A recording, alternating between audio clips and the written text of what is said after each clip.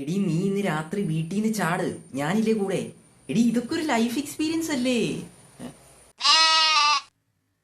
ഞാനിപ്പോ കൊണ്ട് വിളിക്കാവേ. നിന്റെ കക്ഷത്തിന് എന്നാ പറ്റി? ഞാനേ ഇൻസ്റ്റാഗ്രാമിൽ കണ്ട വളിച്ച റീൽസിനൊക്കെ ലൈക്ക് അടിച്ചെന്ന് വരും എന്ന് കരുതി എന്റെ സ്വഭാവം അങ്ങനെയാണെന്ന് കരുതരുത്. അതിനിപ്പോ ഇവിടെ എന്തോ ഉണ്ടായേ?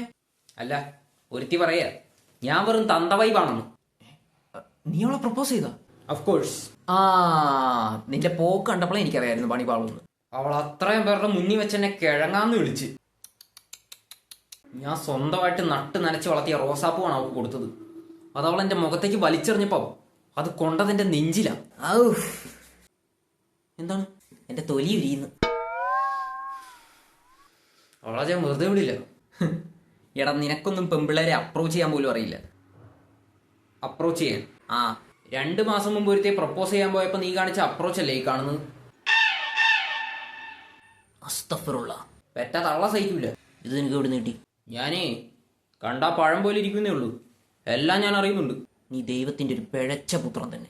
എനിക്ക് പ്രതികാരം ചെയ്യണം. എടാ, നീ ഇപ്പൊ കലി കയറി ഫുൾ ചാർജ് ആയിട്ട് ഇങ്ങനെ നിൽക്കുക. നീ നേരെ ജിമ്മിലോട്ട് വിട്ടോ. ബെഞ്ച് പ്രസ് ഒരു 200 വട്ടം കടിക്കുക. എന്തിന്?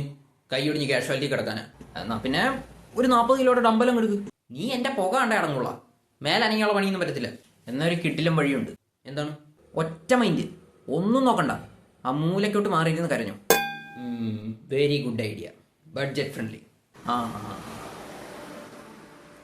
ശവം.